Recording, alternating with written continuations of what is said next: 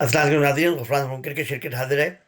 आज बहुत important match Pakistan और इंग्लैंड के दरमियान होने वाला है। आपको पता ही है ये सुपर 8 का मैच है। पाकिस्तान पहला मैच जो है वो बारिश की वजह से ड्रॉ हो गया और एक एक पॉइंट दोनों टीमों को, पाकिस्तान और न्यूजीलैंड को मिला। तो ये बहुत इंपॉर्टेंट मैच है क्योंकि जाहिर है इंग्लैंड ने एक मैच खेल के श्रीलंका को हराया और उनको 2 पॉइंट्स मिल गए। उनका भी ये सेकंड मैच है। इंग्लैंड के लिए भी ज़रूरी है, अगर उनको क्वालिफाई करना है सेमीफाइनल के लिए, तो ये मैच वो जीतें। और पाकिस्तान के लिए भी ज़रूरी है कि पाकिस्तान ये मैच इंग्लैंड से अच्छे मार्जिन से जीते, क्योंकि एक पॉइंट की वजह से पाकिस्तान का जो है वो रन रेट और जो नेट रन रेट है वो उस पर फ़र्क पड़ेगा। तो लेकिन जो स्टैट्स कहते हैं वो पाकिस्तान के अगेंस्ट जाते हैं इंग्लैंड के ख़िलाफ़, तो वो मैं अभी आपको बताता हूँ। तो बेसिकली ये मैच जो है वो पहले के लिए में हो रहा है और ये एक फ्रेश पिच है जहाँ पे हो रहा है। तो देखते हैं पिच कंडीशंस और वेदर फोरकास्ट क्या है।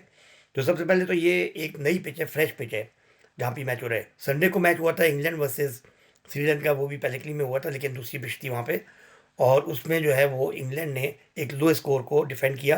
उनके स्पिनर्स ने 7 विकेटें ली और श्रीलंका को 95 पे आउट कर दिया, जबकि खुद उन्होंने 146 फॉर 9 बनाए थे इसी वेन्यू के ऊपर, लेकिन पिच डिफरेंट थी। तो पाकिस्तान जो है वो कोलंबो में सारी मैचेस खेल रहा था। For the first time Pakistan is moving out from Colombo, और अब जो वो पहले के लिए में खेलेंगे फ्रेश पिच के ऊपर, तो दोनों टीमों ने इस पिच पे नहीं खेला हुआ।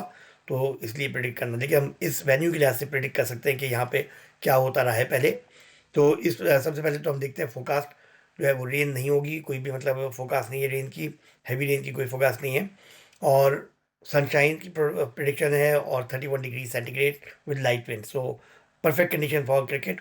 तो होपफुली पूरा मैच होगा और इसके अंदर अच्छी कंडीशंस हैं क्रिकेट के लिए। और इसमें जनरली यहाँ पे हाई स्कोरिंग मैचेस होते हैं आमतौर पे इस पहले के लिए वेन्यू के ऊपर। इस ग्राउंड पे स्ट्रेच पे जब देखेंगे कि क्या होता है। और इसमें जो है वो आपने देखा था कि इंग्लैंड ने जो है लो स्कोर भी जो है वो डिफेंड किया था, लेकिन यहाँ पे हाई स्कोर भी हो चुका है। तब देखते हैं कि इस वर्ल्ड कप के अंदर इस वेन्यू के ऊपर हाई स्कोर क्या रहा है बैटिंग फर्स्ट। तो श्रीलंका वर्सेस ओमान, इस पिच के ऊपर 224 था हाई स्कोर। और ऑस्ट्रेलिया वर्सेस श्रीलंका 181 बने थे। ओमान वर्सेस ऑस्ट्रेलिया 104 और इंग्लैंड वर्सेस श्रीलंका 146। ये इस वेन्यू पे बैटिंग फर्स्ट। तो ये अब तक के स्कोर रहे इस वर्ल्ड कप के अंदर। तो एवरेज के लिहाज से वर्ल्ड कप के अंदर, इस वर्ल्ड कप के अंदर एवरेज फर्स्ट इनिंग का स्कोर हुआ 164। तो लेकिन 184 चेज हुए, 184 हाईएस्ट चेज जो हुआ है। और लोएस्ट जो डिफेंड हुआ है वो 146 हुआ है, जो कि इंग्लैंड ने डिफेंड किया अगेंस्ट श्रीलंका। एक दफ़ा जो है वो 200 से ऊपर स्कोर गया, जो कि श्रीलंका वर्सेस ओमान था। तो अपोनेंट इतना ज़्यादा टफ नहीं था। स्टैट्स अगर देखें, अगर हम इस मैच से पहले जो स्टैट्स पाकिस्तान और इंग्लैंड के स्टैट्स हैं वो देखते हैं, तो इंग्लैंड ने पाकिस्तान के खिलाफ वर्ल्ड कप के अंदर 3 मैचेस खेले हैं अब तक और तीनों इंग्लैंड ने जीते हैं। तो ये पाकिस्तान के लिए एक वरी सम फैक्टर है कि तीनों इंग्लैंड ने वर्ल्ड कप में 3 मैचेस खेले, तीनों इंग्लैंड ने जीते हैं। उसके अलावा लास्ट 5 मैच जो खेले हैं पाकिस्तान और इंग्लैंड ने आपस में T20 आए, उसमें पाँचों इंग्लैंड ने जीते हैं। तो पाकिस्तान का रिकॉर्ड काफ़ी ख़राब है। तो पाकिस्तान अंडर प्रेशर होगा इसकी वजह से। हेड टू हेड अगर देखें तो पाकिस्तान और इंग्लैंड के दरमियान 30 मैचेस हुए हैं अब तक, जिसमें से 21 इंग्लैंड ने जीते हैं और 9 पाकिस्तान ने जीते हैं। वर्ल्ड कप के अंदर जैसा आपने देखा तीनों इंग्लैंड जीता है और लास्ट 5 भी इंग्लैंड जीता है। तो पाकिस्तान को काफ़ी टफ टाइम मिल सकता है और पाकिस्तान को थोड़ा सोचना पड़ेगा कि करना क्या है। इस वेन्यू पे इंग्लैंड का सक्सेस रेट जो है वो 71% है, यानी उन्होंने 7 मैचेस खेले हैं इस वेन्यू पे पहले क्लिप पे और उन्होंने 5 मैचेस जीते हैं। जबकि पाकिस्तान का 100% है। पाकिस्तान ने इस वेन्यू पे 2 मैचेस खेले हैं और पाकिस्तान ने दोनों मैचेस जीते हैं। तो पाकिस्तान का 100% यहाँ पे ये एक पॉजिटिव है पाकिस्तान के लिए। पेसर्स को यानी कि फास्ट बॉलर्स को इस ग्राउंड पे 42% सक्सेस रेट है और स्पिनर्स यहाँ पे 58%, यानी जितनी विकेटें पेसर्स ने ली हैं और स्पिनर्स ने ली है उसके लिहाज से परसेंटेज अगर लगाया जाए तो स्पिनर्स 58% कामयाब हैं और पेसर्स 42% कामयाब हैं। तो इस लिहाज से आपको स्ट्रेटजी बनानी पड़ेगी कि आपको स्पिन हैवी जाना है कि आपको पेसर भी एक एक्स्ट्रा खिलाना है। इंग्लैंड के जो प्लेयर हैं विल जैक्स, वो नुमाया किरदार अदा कर रहे हैं उनकी मैचेस में। उन्होंने अब तक 4 मैचेस में से 3 में प्लेयर ऑफ द मैच हासिल किया है। ये रिकॉर्ड पहले दूसरे लोग भी कर चुके हैं, जैसे शेन वॉटसन ने 2012 में 4 दफ़ा player of the match world cup के अंदर T20I के अंदर हासिल किया। इस सिकंदर रजा ने 3 दफ़ा 2022 के वर्ल्ड कप में ये एजाज़ हासिल किया था। 3 दफ़ा उन्होंने प्लेयर ऑफ द मैच हासिल किया था डिफरेंट मैचेस में on the in that world cup. Will Jacks ने इंग्लैंड की तरफ से अब तक इस वर्ल्ड कप के अंदर 131 रन बनाए, स्ट्राइक रेट उनका 196 है और उनका हाईएस्ट स्कोर 53 नॉट आउट, और उन्होंने 5 विकेटें भी ली हैं eight the economy rate of 10.5। तो इस लिहाज से उनको हमें देखना पड़ेगा कि उनको कैसे खेलना है।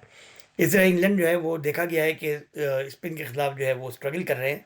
पूरे टूर्नामेंट में जो इंग्लैंड ने खेला अब तक उसमें ये देखने में आया है, और श्रीलंका के खिलाफ भी इंग्लैंड ने जो है वो स्पिन के खिलाफ जो है वो स्ट्रगल किया। इंग्लैंड जो है वो बेसिकली अगर देखा जाए 2024 के वर्ल्ड कप से अब तक जितने मैचेस खेले हैं उसमें रिस्ट स्पिनर्स पे उनके जो बैट्समैन अभी खेल रहे हैं वो कितनी दफ़ा आउट हुए हैं। फिल सॉल्ट जो है वो 11 दफ़ा, 11 दफ़ा आउट हुए। बटलर 8 दफ़ा, सैम करन 9 दफ़ा, ब्रुक जो है वो 7, और बेंटन जो है 7। बेंटन अच्छा खेलते हैं स्पिनर को, लेकिन वो भी 7 दफ़ा स्पिनर्स पे आउट हुए सिंस 2024 वर्ल्ड कप। इसी तरह अगर हम देखें पाकिस्तान ने अबरार को जो है वो ड्रॉप कर दिया था, उनकी परफॉर्मेंस इतनी अच्छी नहीं है इस वर्ल्ड कप के अंदर अब तक सो फार, तो उनको ड्रॉप कर दिया था। अबरार की क्या परफॉर्मेंस रही है वो स्पिनर हैं।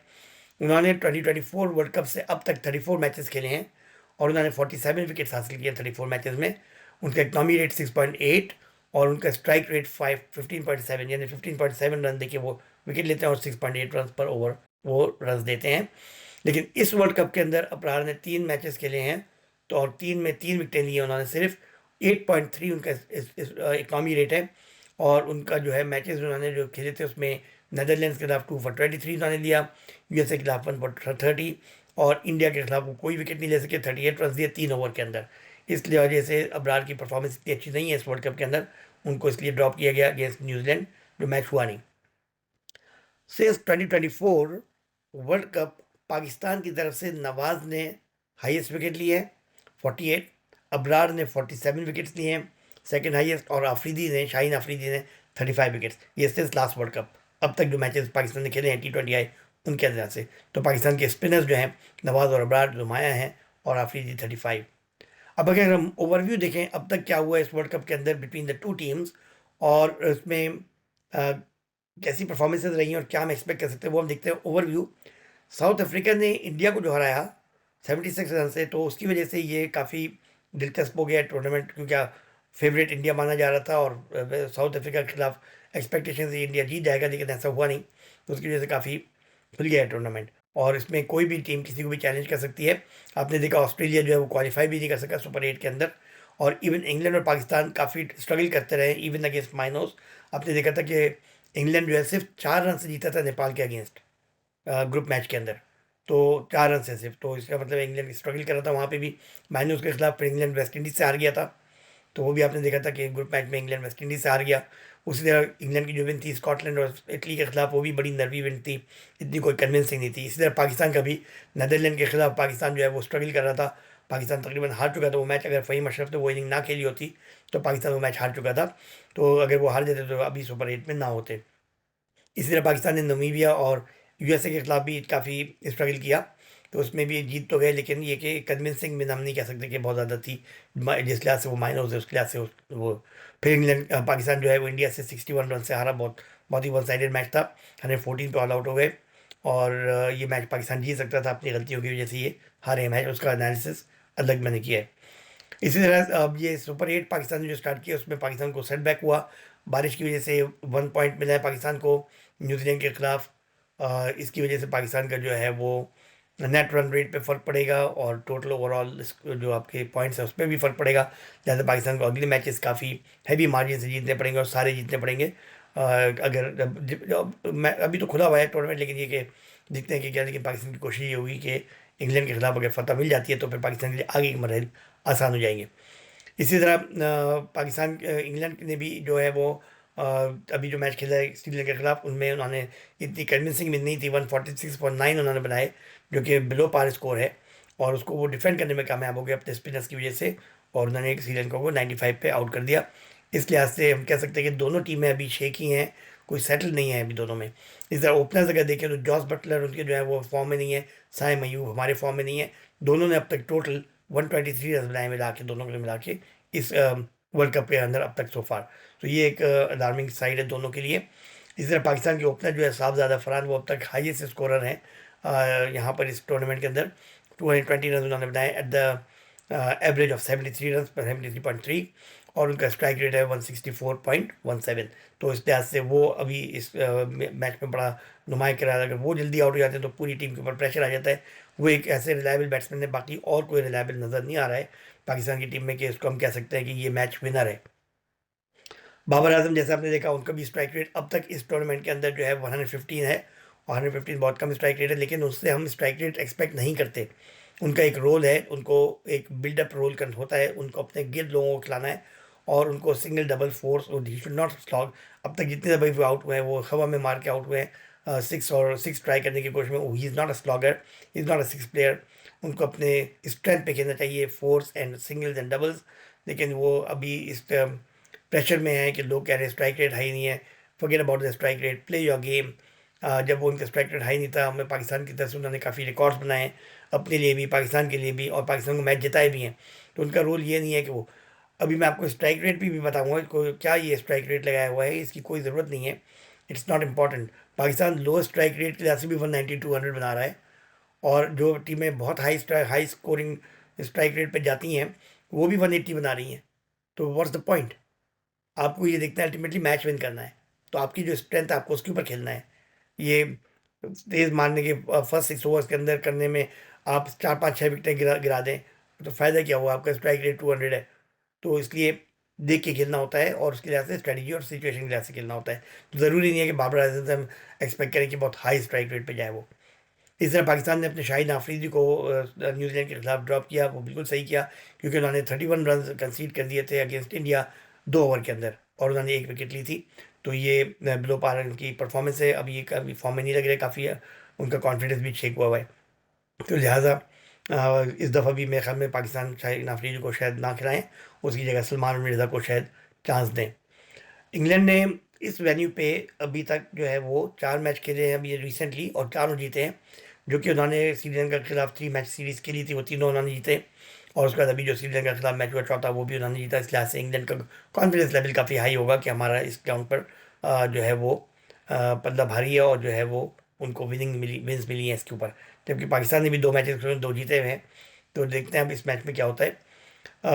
जॉस बटलर जो है वो उनके लिए फॉर्म, अभी तक उन्होंने 60 रन बनाए 5 इनिंग्स में, और उनका स्ट्राइक रेट जो है 113 है। तो ये एक फैक्टर है जो इंग्लैंड को, पाकिस्तान को इसको कैपिटलाइज करना चाहिए।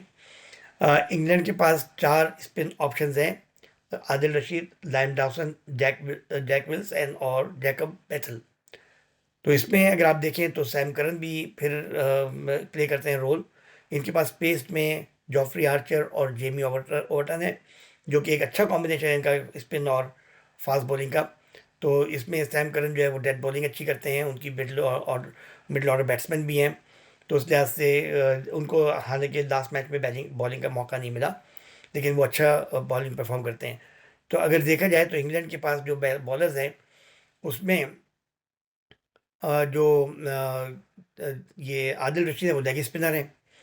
विल जैक्स जो हैं वो करते हैं ऑफ स्पिन। उन्होंने 3 for 22 लिया श्रीलंका के खिलाफ। इसी लैम डॉसन जो है वो भी जो है वो उन्होंने लेफ्ट आर्म स्पिनर है स्लो, और उन्होंने 2 for 27 लिए श्रीलंका के खिलाफ। जैक बेसल जो है वो भी बैटिंग भी करते हैं, बॉलिंग भी करते हैं, तो इस लिहाज से उनके पास अच्छा कॉम्बिनेशन है। अम, अभी जो इसी ग्राउंड पे पेडिग्री पे जो इंग्लैंड के जो बॉलर्स हैं उनका जो अगर आप स्टेट्स देते हो बड़े फेयरसम है। जैसे कि अगर आप देखें तो विल जैक्स ने 7 विकेट्स लिए हैं इस ग्राउंड के ऊपर at the economy rate of 5। Adil Rashid ने also 7 wickets at this ground at the economy rate of 5.23, जो कि बहुत अच्छा है। इसलिए डॉसन ने अब तक 6 विकेट्स लिए हैं इस ग्राउंड के ऊपर, और बेसल ने 4। इस लिहाज से टोटल उन्होंने 24 विकेट्स लिए हैं इन 4 मैचेस इस ग्राउंड के ऊपर at the combined average rate of economy rate of 5.81। तो ये इनके काफ़ी इफेक्टिव बॉलर्स हैं, जिनको पाकिस्तान को थोड़ा सा देखना पड़ेगा। पाकिस्तान की जो प्रॉबल टीम जो अनाउंस हुई थी, हो सकता है वही खिलाएं। साहबजादा फरहान, साइम अयूब, सलमान आगा नंबर 3, नंबर 4 पे बाबर आजम, फिर फ़खर जमान 5 पे, शादाब 6 पे, 7 पे उस्मान खान, मोहम्मद नवाज़ 8 पे, 9 पे फ़हीम अशरफ, 10 पे सलमान मिर्ज़ा, और 11 पे उस्मान तारिक। लेकिन मेरे ख्याल में इसमें तब्दीली होनी चाहिए। शादाब खान की जगह नहीं बनती, उसकी जगह अबरार या नसीम, एक फास्ट बॉलर एक्स्ट्रा होना चाहिए नसीम शाह को। उस्मान खान की जगह ख्वाजा नाफी को चांस देना चाहिए, उनको चांस नहीं मिला है। तो उस्मान खान से ज़्यादा बेहतर बैट्समैन मेरे ख्याल में और अब कीपिंग भी कर लेंगे वो। तो पाकिस्तान की टीम के अंदर उस्मान तारिक को होना चाहिए, सलमान मिर्ज़ा को होना चाहिए, और नसीम शाह को ये नसीम चाहिए। नसीम शाह, सलमान मिर्ज़ा और फ़हीम अशरफ, ये तीन आपके फास्ट बॉलर हो गए। और आपके बॉलिंग में, स्पिन बॉलिंग में उस्मान तारिक हैं, मोहम्मद नवाज़ हैं, सलमान आगा हैं, और आपका जो साइम अयूब है वो भी बॉलिंग कर लेते हैं। तो अच्छी खासी बॉलिंग इसमें आपको मिल जाती है। जबकि अबरार आपकी जो है वो फॉर्म में नहीं है, और शादाब की भी कोई ख़ास फॉर्म नहीं है। तो इस लिहाज से मेरे ख्याल से यही है। इसी तरह ओपनिंग में साइम अयूब अगर नहीं कर रहे हैं कारकर्दगी सही, तो उनको जो है वो नीचे लेके आएँ, बाबर आजम को वन डाउन, या बाबर आजम को ओपन कराएँ, और या फ़खर जमान को ओपन कराएँ। मेरे ख्याल में साहबज़ादा और फ़खर जमान को ओपन करना चाहिए, वन डाउन पे बाबर आजम को, और फिर टू डाउन पे जो है वो साइम अयूब पर फिर सलमान आगा को। सलमान आगा को बहुत ऊपर आके इतना ज़्यादा कोई अग्रेसिव खेलने के चक्कर में इतना ज़्यादा इफेक्टिवली परफॉर्म नहीं कर रहे हैं, तो मेरे ख्याल में उनको थोड़ा सा नीचे आना चाहिए। उनको ज़रूरत भी होगी उस वक्त सिचुएशन के लिहाज से खेलने के लिए। इसी तरह पाकिस्तान के पास फिर हिटर्स में आ जाएंगे ख्वाजा नाफे, मोहम्मद नवाज़, फ़हीम अशरफ। तो ये आपके तीन ऑलराउंडर्स हैं जो कि अच्छा परफॉर्म कर सकते हैं बैटिंग में। तो मेरे ख्याल में तो ये कॉम्बिनेशन होना चाहिए। बाकी देखते हैं पिच कंडीशन के लिहाज से वो लोग डिसाइड करेंगे क्या मैच कॉम्बिनेशन बनता है। तो अब पोस्ट पोस्ट मैच एनालिसिस के लिए मैच के बाद हाजिर होंगे, उसमें देखते हैं कि क्या परफॉर्मेंस रहती है। मेरे ख्याल से पाकिस्तान के चांसेस तो हैं अच्छे, क्योंकि इंग्लैंड इस वक्त जो है वो इतना अच्छा नहीं परफॉर्म कर रहा है, और इस वक्त वो स्पिनर्स के खिलाफ भी इतने ज़्यादा कॉन्फिडेंस नहीं है। अगर पाकिस्तान उनकी स्पिन को हैंडल कर लेता है, तो पाकिस्तान के पास अच्छे चांसेस हैं कि पाकिस्तान को ओपनिंग अच्छी मिल जाती है। और पाकिस्तान अगर मेरे ख्याल से 180 अगर बना लेता है, तो पाकिस्तान 180 को डिफेंड करने में कामयाब हो जाएगा। टॉस जीत के पाकिस्तान को मेरे ख्याल में बैटिंग ही करनी चाहिए। 180 रन अगर पोस्ट कर देते हैं, तो फिर पाकिस्तान जो है वो, इसके पास इतना पावर है कि वो इंग्लैंड को जो है रेस्ट्रिक्ट कर सकते हैं, जो जिस तरह से इंग्लैंड इस वक्त खेल रहा है। तो पोस्ट मैच एनालिसिस के बाद हाजिर होंगे इंशाल्लाह ताला। पाकिस्तान को all the best for Pakistan. Both teams will obviously play, जो भी टीम अच्छा खेलेगी वो जीतेगी, लेकिन हमारी जो है पाकिस्तान के साथ हैं। तो इंशाल्लाह हाजिर होंगे। पोस्ट आप please like and subscribe and comment as well if you like something. Thank you very much. I will see you guys soon.